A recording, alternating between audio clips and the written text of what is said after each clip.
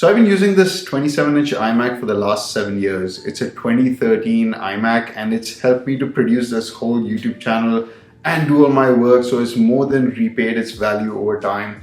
And it's been a really smooth and consistent experience with this thing, and I absolutely love this machine.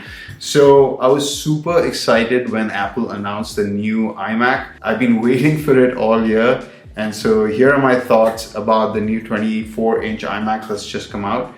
And it's not exactly the iMac I wanted, so let's get into it. So the new design, they focused a lot on making it super thin. It's only 11.5 millimeters thin, which is even thinner than the first iPhone that ever came out. Yes, it's incredibly thin. It's also available in 7 different colors, kind of harking back to the original iMac design, which was super cool. It's got the same M1 chip that's available in the MacBook Air, which I reviewed recently, so I'll leave the link up over here if you guys are interested in checking that out. It's also got the best speakers in any Mac apparently, which should sound amazing considering that laptops and their current iMacs sound really good as well. It's also got the best mic system of any Mac as well. So it's got studio quality microphones, apparently.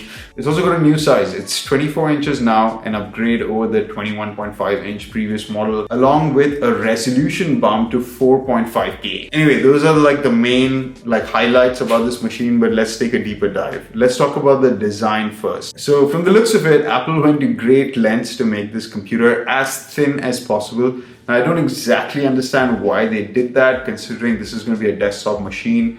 It's not going to be a portable thing, so it doesn't really need to be that thin.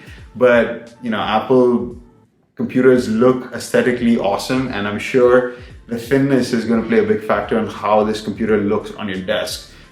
Even though you probably won't notice it in day-to-day usage. So to keep it so thin, they had to make a couple of compromises. First of all, you still have the chin at the bottom of the display. So that's where they've integrated all the circuitry for the computer, the M1 chip, along with the new speaker system. They've removed the Apple logo from the chin. That was a surprising decision because most of the time, in most of the places I've seen iMacs, it's the front that's facing, anybody who is looking at that machine. And they've always had the Apple logo over there. I think it was a missed opportunity to put an Apple logo on this machine. I'm not sure why they removed it. Backside is super colorful in these new designs. They do have like a whitish silver color as well, which is kind of the plainest color you can get. Unfortunately, no space gray or black. The rest of the colors are like super vibrant and colorful. It's not exactly for my taste, but I think it looks really cool. So the way they've done it is like at the back, they have a really rich color, and on the front, they have a pastel version of the same color. I don't know. I would like to see that vibrant color on the front as well, but I guess they had to keep it subtle,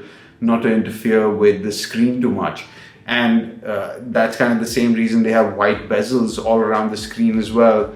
Because if they have to have that colored bottom chin, then having a black border around wouldn't really look very aesthetically pleasing. So I guess they went with white bezels. But white bezels aren't the best in terms of, color accuracy and doing color correcting work and things. You kind of want to have that black border to seamlessly blend into the background. So it's a weird design decision over there. Next thing, let's talk about the functionality of this machine. 24-inch 4.5K display. That's a huge bump up from the previous iMac, the previous 21-inch iMac. And I'm sure the screen's going to be absolutely wonderful to use. Ports-wise, base model only comes with 2 Thunderbolt ports. For a desktop machine, I feel that's quite limiting.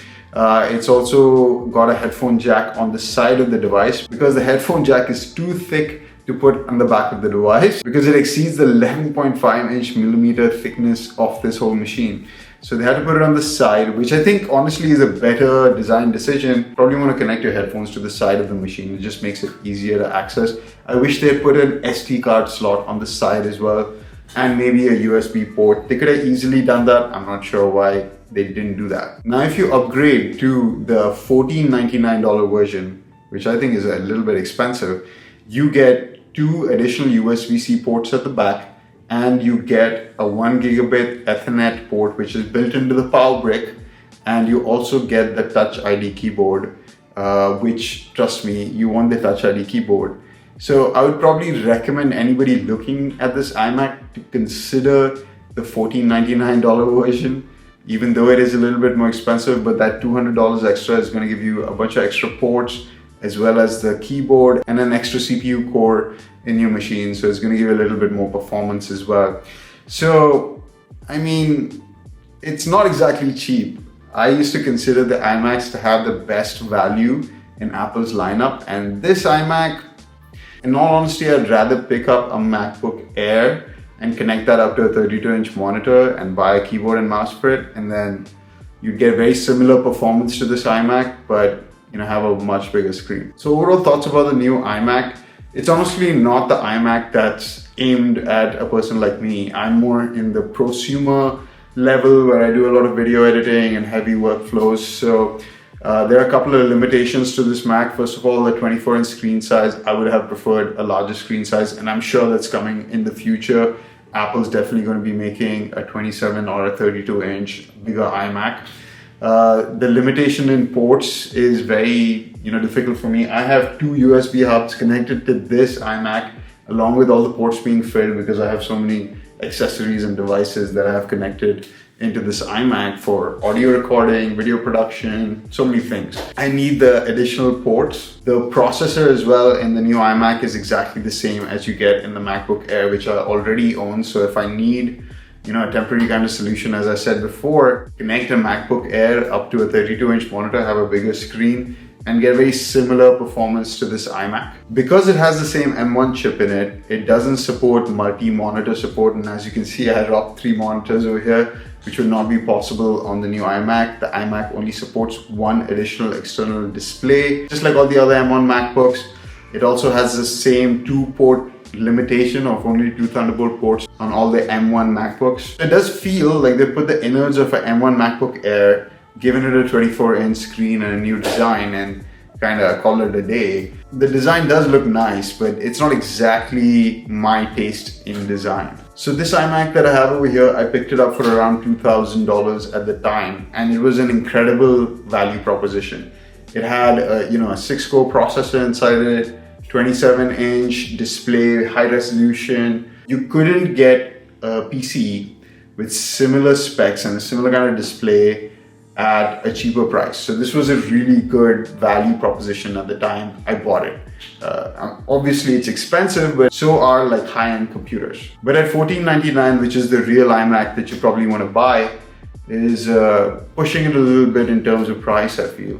But obviously these things will change once I actually am able to see one in real life. So now let me just quickly tell you what I want to see from that 27-inch or 32-inch monitor. If it has a similar design but has more muted colors, I want a space gray or a silver. At least give me 4 Thunderbolt ports and an SD card slot on the side. That would be super cool. Multi-monitor support for sure. A Pro XDR screen like how they put into the iMac, a mini LED screen. I would pay $3,000 for that. If it had all that, I would do it. It's extremely expensive, but I'd do it because these computers last for like 7-8 years. And I wouldn't mind investing into something that has that kind of capability.